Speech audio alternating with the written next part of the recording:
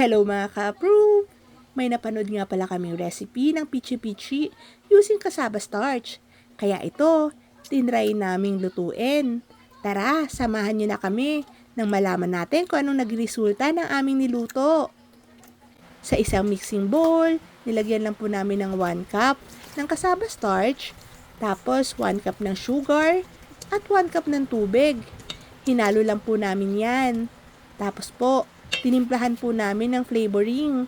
Pandan flavoring po yung nilagay namin. May food coloring na po kasama yan. And then, bahala na po kayo kung ano po yung desired nyong kulay niya and lasa.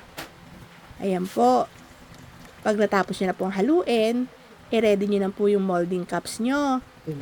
Pahiran lang po natin siya ng oil or butter. Tapos po, ilagay na po natin yung mixture po natin ng cassava. Pagkatapos natin lagyan yung ating mga molding cups, isalansan na natin siya sa ating steamer. Nagpakulo na nga pala kami ng tubig. Ayan po. Pwede natin ilagay sa ating kaldero at isi-steam na po natin siya ng 45 minutes. After 45 minutes po, ayan na po yung ating pichi-pichi. Palalamigin po muna natin yan bago natin siyang isalin.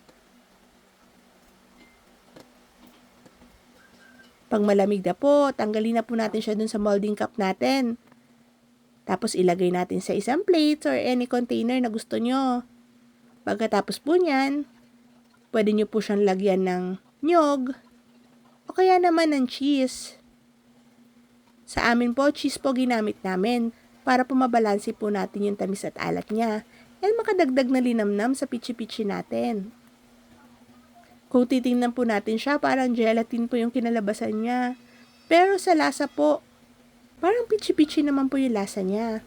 Pero mas preferred pa rin po namin na yung kinaid na kasaba po ang gamitin pag nagluluto ng pichi-pichi. Pero masarap na rin po to.